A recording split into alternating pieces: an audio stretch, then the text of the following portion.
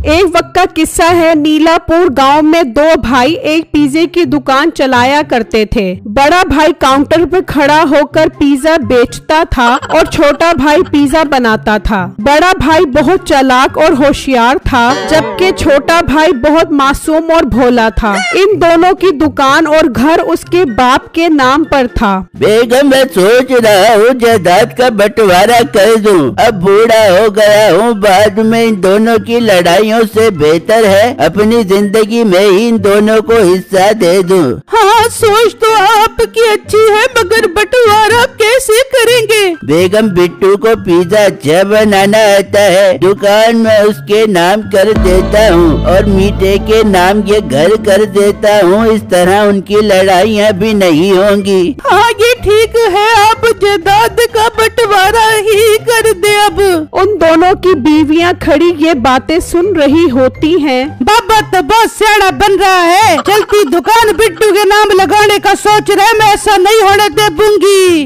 वहाँ pizza shop पर एक खूबसूरत लड़की अपनी माँ के साथ आती है। भाई तो फ्रेश पिज्जे लगा दो, जरा जल्दी करना। ओए मोटे, जरा जल्दी दो पिज्जे लगा दे। आपने तो अपनी दुकान पर बहुत अच्छा नौकर रखा हुआ है, मैंने सुना है ये मुलाजिम काफी अच्छे पिज्जे लगाता है। मैं नौकर नहीं हूँ, मीठे भाई का भाई हूँ। ये भाई है आपका? दिमाग खराब हो गया है इसका। पिज्जा लगाने वाले मुलाजिम, तू नौकर है, नौकर ही बनकर रह, ज्यादा अमीर बनने के ख्वाब मत देख। आप ठीक कह रहे हो, कभी कभी हमारे घर के मुलाजिम भी हमारी बराबरी करने की कोशिश करते हैं, लेकिन इन मुलाजिमों को इनकी औकात में रखना चाहिए। मैडम, आप ठीक कह रही हो, इसकी औकात पिज्जा बनाने की है और ये पिज्जा ही बनाता रहेगा। ओए छोटे, जल्दी पिज्जा बना, देख नहीं रहा मैडम इंतजार कर रही हैं। बना रहा हूँ मीठे भाई, पिज्जा बना रहा हूँ। आज तो बिट्टू का दिल टूट जाता है और वो उदास खड़ा पिज्जा तैयार करने लग जाता है। फिर जब शाम में मीठा घर आता है तो उसकी बीवी उसे जायदाद के बंटवारे का बताती है। क्या अब्बा बहुत सियाना बन रहा है, दुकान उसके नाम और ये घर मेरे नाम? नहीं नहीं, ऐसा नहीं हो सकता, मैं भी जाकर अब्बे से बात करता हूँ। लेकिन उसका बाप साफ इनकार कर देता है।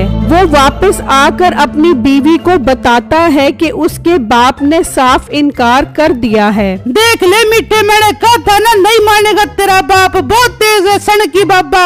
बेगम तू हौसला कर, मैं बिट्टू को पटाता हूँ, वो बोंगा है, मान जाएगा। मीठा बिट्टू के पास जाता है। बिट्टू भाई, आपको पता तो लग ही गया होगा जायदाद के बंटवारे का। जी मीठे भाई, मैं बहुत खुश हूँ, दुकान मेरे नाम और घर आपके नाम हो रहा है। बिट्टू, तुम्हारे लिए एक बहुत जबरदस्त ऑफर है। अगर तुम ये घर अपने नाम करवाओ और दुकान मेरे नाम करवा दो तो फिर तुम्हें काम करने की जरूरत ही नहीं पड़ेगी। तुम बस घर पर आराम करना, मैं काम करूँगा और तुम्हें रोज पैसा दूंगा। ये बात सुनते ही बिट्टू और उसकी बीवी खुश हो जाते हैं। मीठे भाई, ऑफर तो बहुत अच्छी है, मुझे मंजूर है, मैं अब्बू से खुद ही बात कर लूँगा और मकान अपने नाम और दुकान आपके नाम करवा दूंगा। ये हुई ना बात, अब तुमने किया है अच्छा फैसला। फिर बिट्टू अगले दिन अपने बाप से बात करता है। ये तू क्या कह रहा है? तू मीठे को जानता तो है, वो तुझे घर बिठा कर खिलाएगा, सवाल ही पैदा नहीं होता।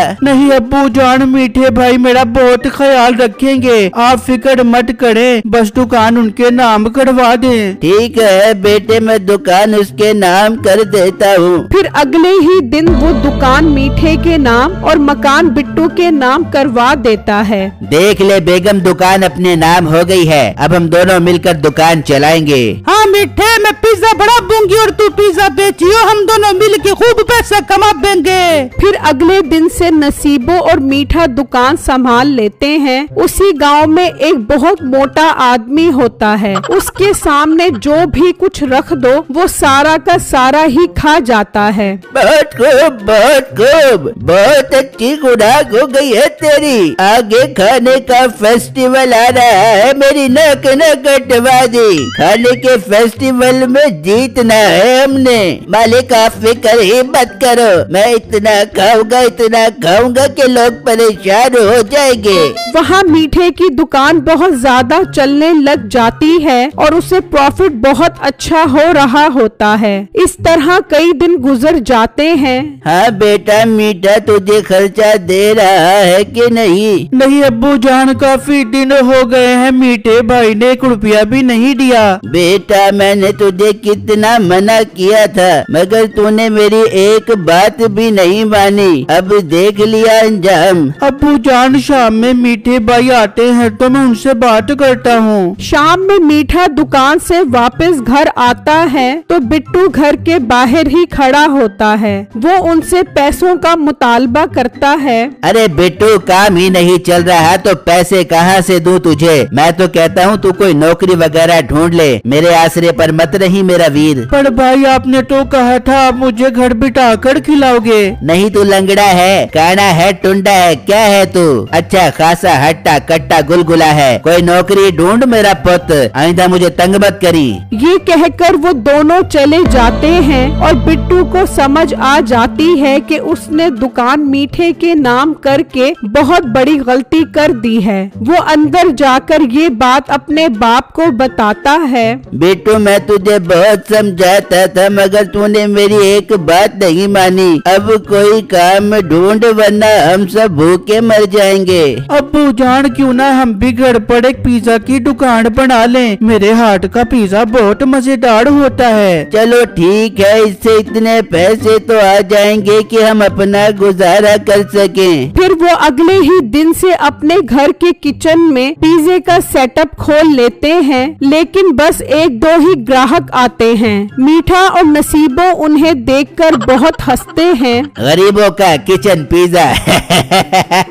चल बेगम चल, अपने पिज्जा रेस्टोरेंट पर ग्राहक इंतजार कर रहे होंगे। फिर वो दोनों अपनी दुकान पर आ जाते हैं। वहाँ आज खाने का फेस्टिवल था। चलो भाई, आज खाने का फेस्टिवल है, पैसा तैयार करो, आज हमने खाने का फेस्टिवल जीतना है। वो सब निकल पड़ते हैं तो उनका गुजर मीठे के पिज्जा शॉप के पास से होता है। भाई साहब, आप लोग कहाँ जा रहे हो इतना पैसा लेकर? आज खाने का मुकाबला है हमारा। ये मोटा आदमी देख रहे हो बहुत खाता है। अगर हम ये फेस्टिवल जीत गए तो हमें बहुत पैसा मिलेगा और अगर हार गए तो हमें ये सारा पैसा देना पड़ेगा। ये सुनते ही मीठे के शैतानी दिमाग में एक आइडिया आता है। भाई साहब, आपको फेस्टिवल में जाने की क्या जरूरत है? मेरी दुकान किसी फेस्टिवल से कम है क्या? मेरे पिज्जा खाने का मुकाबला लगा लो, अभी दूध का दूध और पानी का पानी हो जाएगा। तेरे पास देने के लिए क्या है? ये दुकान है देने के लिए। अब आया मुंह में पानी। अगर मैं हारा तो दुकान तुम्हारी और अगर जीता तो ये सारा सोना और पैसा मेरा। ठीक है, अगर मेरा बच्चा 50 पिज़्ज़े खा गया तो दुकान हमारी, अगर ना खा सका तो सारा पैसा तुम्हारा। बहुत सियाने बन रहे हो तुम। 50 पिज़्ज़े तो ये आराम से खा जाएगा, 100 पिज़्ज़े लगेंगे। बोलो मंजूर है? हाँ मंजूर है। बेगम 100 पिज़्ज़े तैयार कर। हाँ मीठे, मेरी जान के टोटे में करती हूँ 200 पिज़्ज़े तैयार, बस आधा घंटा दे दे। वहाँ बिट्टू की बीवी कहती है, बिट्टू अपने भाई की दुकान पर से सारा सामान तो ले आए, वो सामान तो आपने खरीदा था। हाँ बेगम, तुम ठीक कह रही हो, मैं अभी जाकर लेकर आता हूँ। बिट्टू घर से निकलता है और वहाँ 100 पिज़्ज़े तैयार हो जाते हैं। लो जी, शुरू करो मुकाबला। वो आदमी पिज़्ज़े खाना शुरू कर देता है। वो पिज़्ज़े खाता ही जाता है, खाता ही जाता है। उसे पिज़्ज़े इतने मजेदार लगते हैं कि वो एक एक करके सारे के सारे पिज़्ज़े खा जाता है। इतनी देर में बिट्टू भी वहाँ पहुँच जाता है।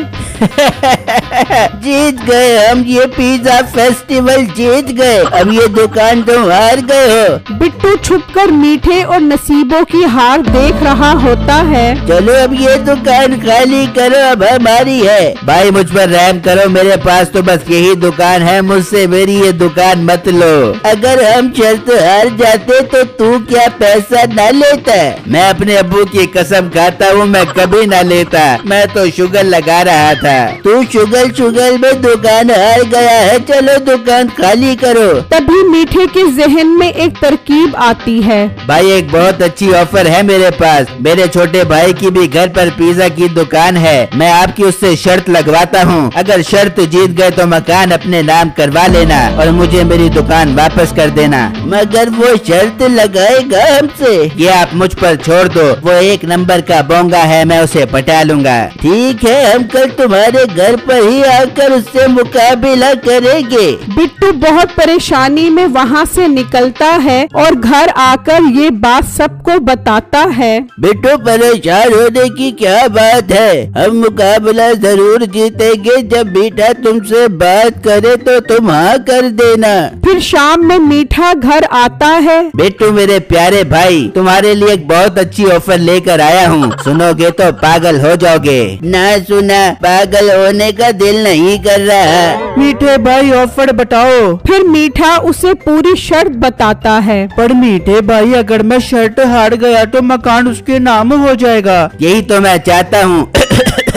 मेरा मतलब है मैं चाहता हूँ कि तुम एक पिज्जा बनाओ, वो एक पिज्जा पूरा नहीं खा सकेगा और तुम शर्त जीत जाओगे और बहुत सारा सोना और पैसा तुम्हें मिल जाएगा। मीठे भाई एक ही पिज्जा नहीं खा सकेगा वो। हाँ हाँ मुझे पता है वो नहीं खा सकेगा, तुम बस कल शर्त लगाने की तैयारी करो। ये कहकर वो दोनों अंदर चले जाते हैं। ओ मीठे, बड़ा उल्लू बनाया तूने उसे, एक पिज्जा तो वो आराम से खा जाएगा।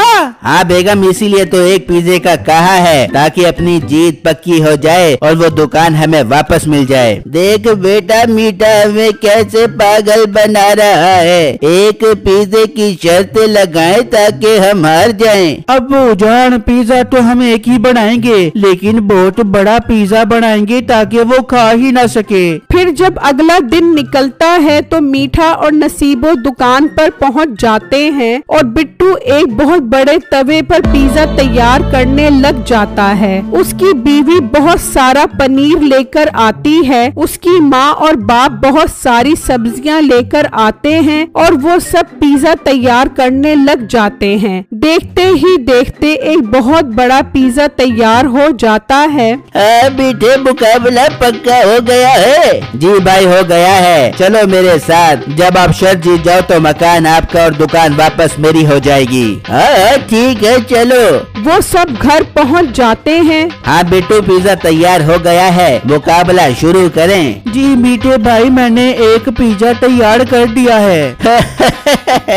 सिर्फ एक पिज्जा? वो तो मेरा बंदा एक झटके में ही खा जाएगा। चलो देखते हैं। पिज्जा है कहाँ, नजर नहीं आ रहा है। चलो तो सही मीठे भाई मेरे साथ। वो सब उसके पीछे जाते हैं तो इतना बड़ा पिज्जा देखकर हैरान रह जाते हैं। मालिक, इतना बड़ा पिज्जा मैं कैसे खाऊंगा? शर्त लगी है ना, खाना पड़ेगा, वरना ये सोना और पैसा मुझे दे दो। खा ले वरना हम शर्त हार जाएंगे। मैं नहीं खा सकता, मैं जा रहा हूँ। ये कहकर वो वहाँ से भाग जाता है। ये मोटा तो बहुत सियाना निकला, इसलिए तो मरवा दिया। लड़के, तुम्हारे लिए ऑफर है, तुम सोना पैसा छोड़ो, वो पिज्जे वाली दुकान हम तुम्हें दे देते हैं जो हम मीठे से जीते हैं। हाँ ठीक है, मुझे मंजूर है। बिट्टू भाई, मुझे भी दुकान पर अपने साथ रख लो।